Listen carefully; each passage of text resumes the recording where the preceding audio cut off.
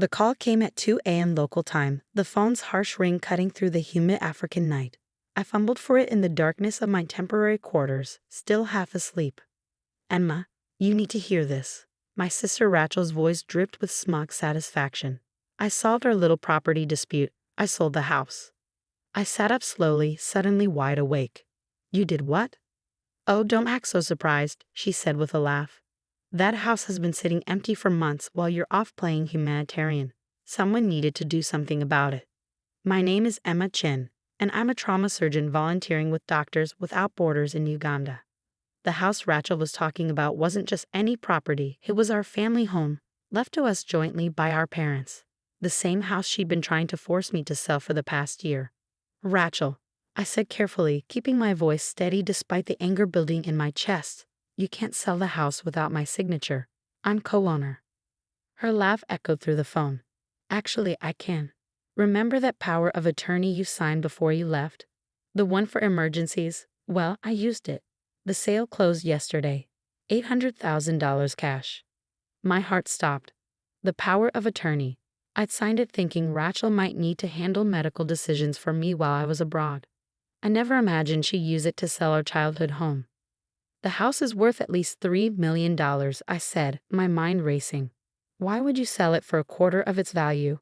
The market's terrible right now, she replied dismissively. Besides, I needed quick cash. David's investment opportunity won't wait forever. David.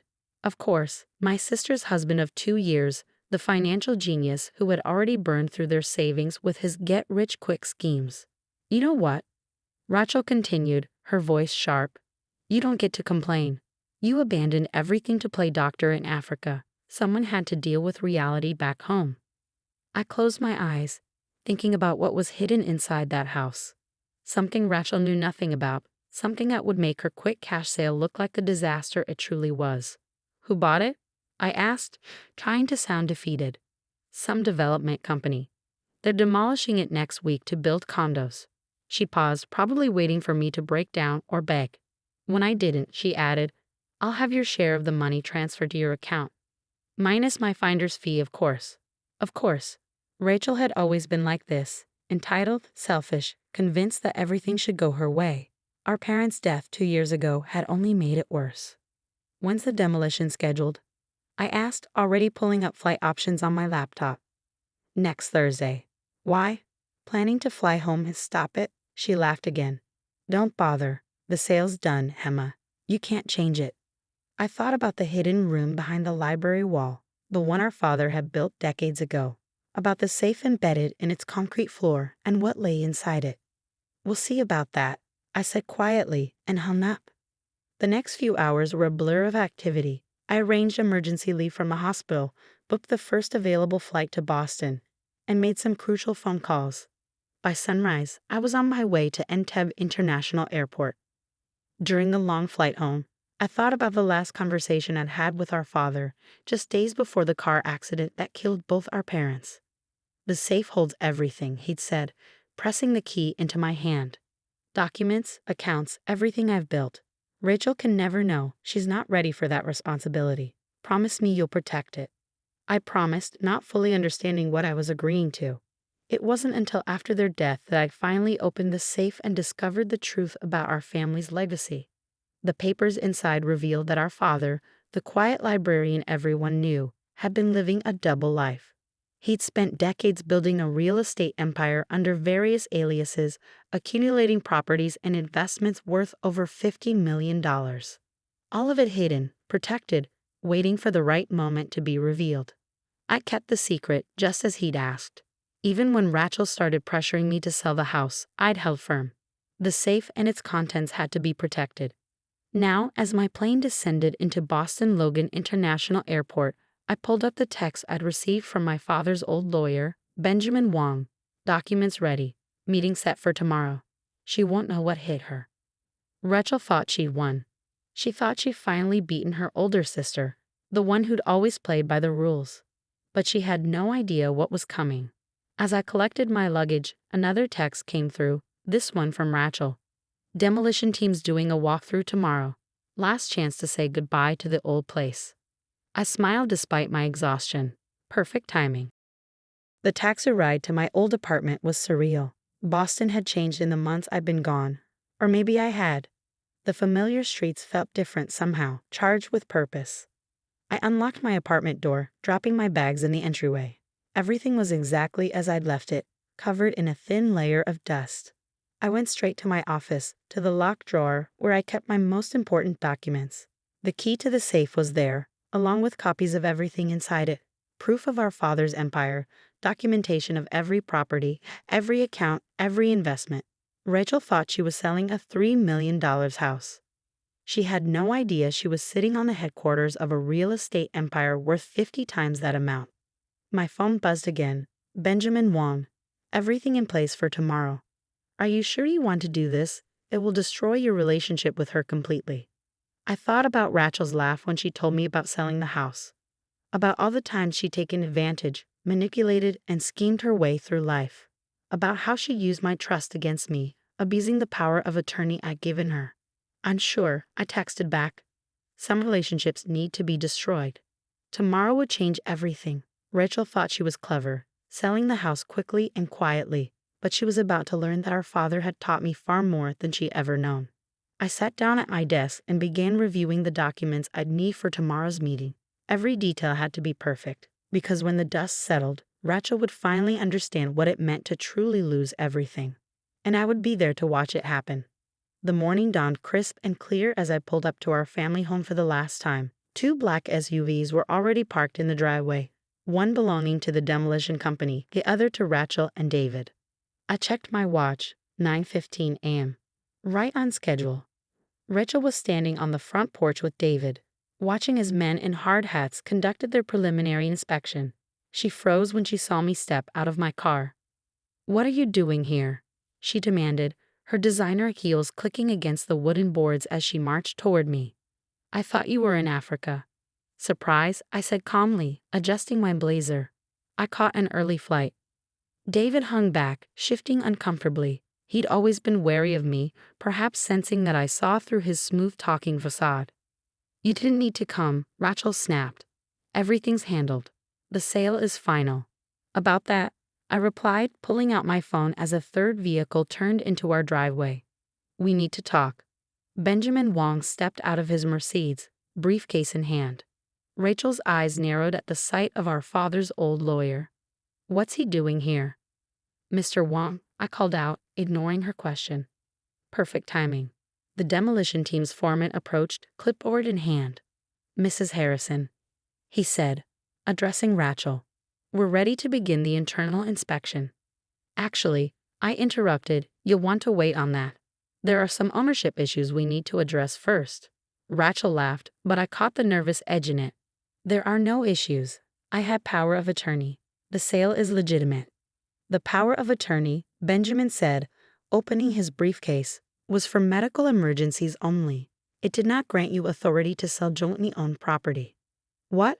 Rachel's face flushed. "That's not true. I had it reviewed by David's cousin who just passed the bar. I finished for her. Yes, I'm sure he did a thorough job." The foreman looked between us, clearly sensing trouble. "Should we come back another time?" "No," Rachel said quickly. "Proceed with the inspection. My sister is just being difficult." "Actually," Benjamin interjected, pulling out a document, "I have a court order preventing any demolition or alteration of this property pending investigation of fraudulent sale." Rachel's confidence finally cracked. Fraudulent? I had every right to sell a $3 million property for $800,000 without consulting your co-owner.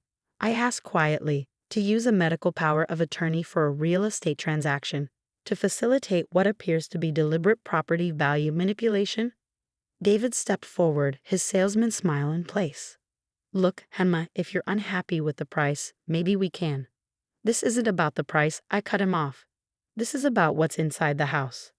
Rachel rolled her eyes, but I caught the flicker of uncertainty in her expression. "Inside, it's empty. We cleared everything out months ago." I turned to Benjamin. "Should we show them?" He nodded, pulling out another document. "Ms. Chen, would you like to do the honors?" I led the group into the house, through the familiar hallways to the library. Rachel's heels echoed on the hardwood floors, her nervous energy palpable. "What is this about, Emma?" she demanded. "If you're trying to stop the sale." "It's too late for that," I said, stopping in front of the bookshelf that had always been our father's favorite. "The sale was void the moment you signed the papers. But that's not why I'm here." I reached for the hidden latch behind Shakespeare's complete works, the one our father had shown me years ago. With a soft click, the entire bookshelf swung forward, revealing the hidden room behind it. Rachel gasped. David swore under his breath. The demolition foreman took an involuntary step back. "What? What is this?" Rachel whispered. "This," I said, stepping into the concrete room, "is our father's real legacy. The one he didn't trust you to know about." I knelt down and opened the safe embedded in the floor, the key turning smoothly in the lock. Inside lay decades of our father's careful planning, property deeds, account statements, corporate documents. Benjamin began laying out papers on the table. "Your father," he explained, "was more than just a librarian. He spent 30 years building one of the largest private real estate portfolios in Massachusetts, all under various aliases, all perfectly legal, all carefully hidden." Rachel stared at the documents, her face pale. "How much?" "The current market value," Benjamin said, "is approximately $50 million. David's eyes went wide. Rachel grabbed the edge of the table for support. "And you," I said to my sister, "just tried to sell the corporate headquarters of this empire for $800,000 to a shell company that, I suspect, is owned by David or one of his associates." David took a step backward, but Benjamin's assistant was already blocking the doorway. "The FBI is very interested in this transaction," I continued, "particularly given David's history of failed investment schemes and the suspicious timing of the sale." Rachel's legs gave out, and she sank into our father's old leather chair. "You knew," she whispered. "You knew all this time." "Dad told me everything before he died," I confirmed. "He made me promise to protect it until the right time." "And you didn't tell me?" Her voice cracked. "Your own sister." I looked at her, really looked at her. The designer clothes, the perfect makeup, the entitled attitude that had defined her entire life. "Dad knew you weren't ready," I said softly. "And he was right. The first chance you got, you tried to sell his life's work for pennies on the dollar." Benjamin cleared his throat. "The FBI agents are waiting outside. They have some questions about the attempted sale and the potential fraud involved." Rachel's head snapped up. "Fraud?" "But I had power of attorney." "A medical power of attorney," I corrected her. "Using it for real estate transactions is fraud. Selling property significantly below market value to a connected party is fraud. And doing it all without proper authority is definitely fraud." 6 months later, I sat in Benjamin Wong's office, signing the final documents that would restructure our father's empire. Rachel and David were both facing federal fraud charges, their assets frozen pending investigation. "Everything's in order," Benjamin said, sliding the papers into his briefcase. "The foundation is established, and the scholarship fund will launch next month." I nodded, thinking about how our father would have approved. The bulk of his fortune would now fund educational opportunities for underprivileged students, turning his secret empire into a force for good. "Have you heard from Rachel?" he asked carefully. "Not since the indictment," I replied. "She tried calling a few times in the beginning, alternating between threats and tearful pleas for help. But after I testified about her fraudulent use of the power of attorney, she finally understood that there was no going back.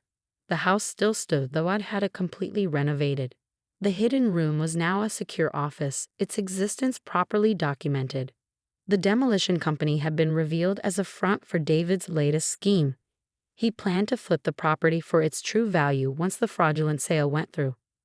My phone buzzed. A message from the hospital in Uganda. "When are you coming back? We miss our best surgeon."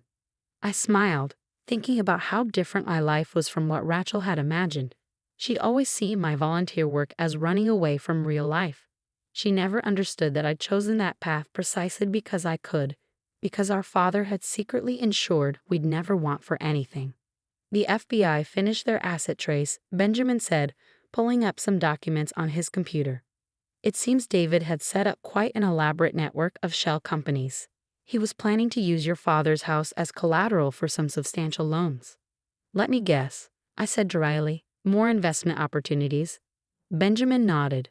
Rachel claimed she didn't know the full extent of his plans. She knew enough, I replied. The evidence had been clear: emails, phone records, bank transfers showing she was fully aware of the scheme to defraud me. Standing at the window of Benjamin's office, I looked out over the Boston skyline. Somewhere out there, Rachel was preparing for her court date, probably still believing she was somehow the victim in all this. Your father would be proud, Benjamin said quietly. Not just of how you protected his legacy, but of what you're doing with it. The Scholarship Foundation had already selected its first recipients, bright, ambitious students who reminded me of our father. The quiet ones, the careful planners, the ones who understood that true success wasn't about quick profits or shortcuts.